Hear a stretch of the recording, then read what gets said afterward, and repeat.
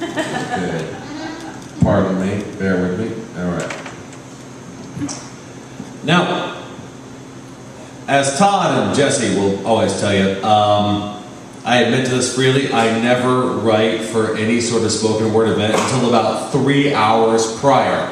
And that 3 hours encompasses about 3 half-dozen drinks. And now, one thing, this is the first spoken word event that I've ever done that was at 6 p.m. instead of 9 p.m. formed by you, Todd, by habit. So I forgot. I didn't write anything for this. What you're about to hear was written from family history and on the fly about 45 minutes ago. Because we got some fucked up stories with your family. God damn. This right here is the tale of my grandmother's distant cousin, Dr. Frank Walbert. Dr. Frank lived in this little town called Haverty Grace, Maryland. He was out before out had a word. He was out before out had a gender, a saying, a lifestyle, a description. My mother would be sent up for summers with him by my grandmother, who was the laziest sunbather in the world, didn't care about her children, only cared about the latest vodka tonic she could suck down before her children did all her work for her. She would send them up, one at a time. Summer, my mother.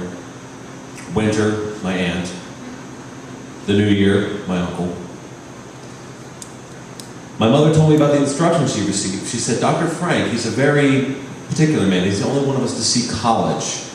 He's the only one in our family to have an education and to have a use. So, just be mindful of his particularities. Pay respect to him. Do what he says. And don't ever go into the basement.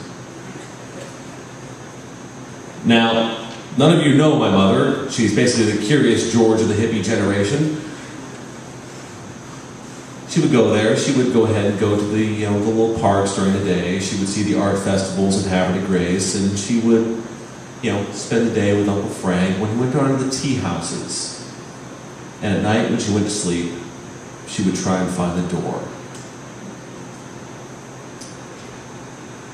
After 2 weeks into that little vacation, she did find the door. She walked in. She saw everything and anything above. Thank goodness she did, because this story deserves telling. You can't make this shit up. He wandered down in that drop-top Cadillac one night, 12 miles outside Haverty Grace, Maryland, on the local highway, and he met one of his lovers. You cannot make up a name like this or run away from the Marine Corps. Johnny Dragon. Go ahead, Google it. It's in the fucking Google. He had a prolonged relationship with Johnny. Something stuck among the other pickups that he had in his life.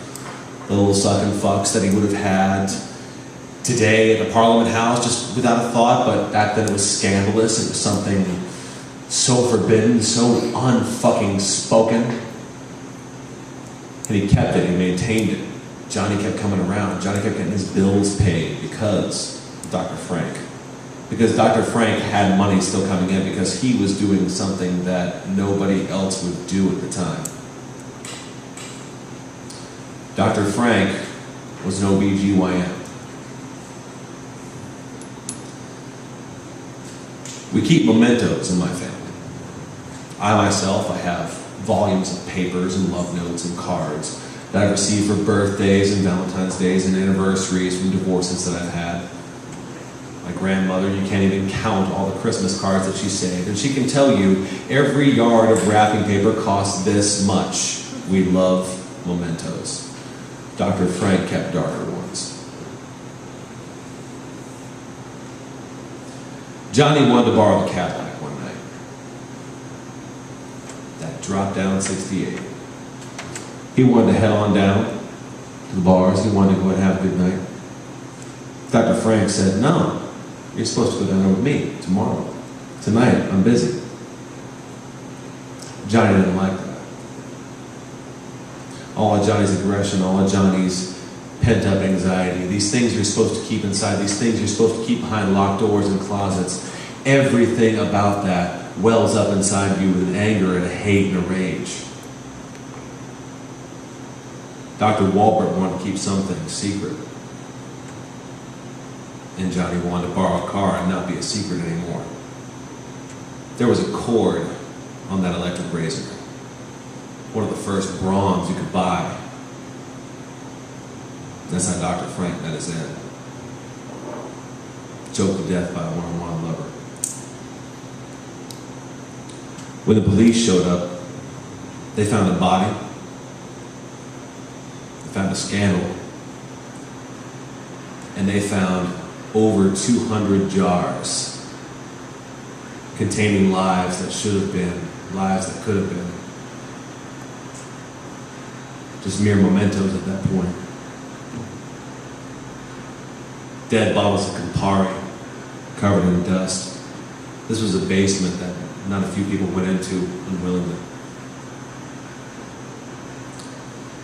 Johnny Dragon, yeah, he got a nice spell for stealing the Cadillac. He didn't get a spell for killing Dr. Wahlberg. Couldn't speak of that.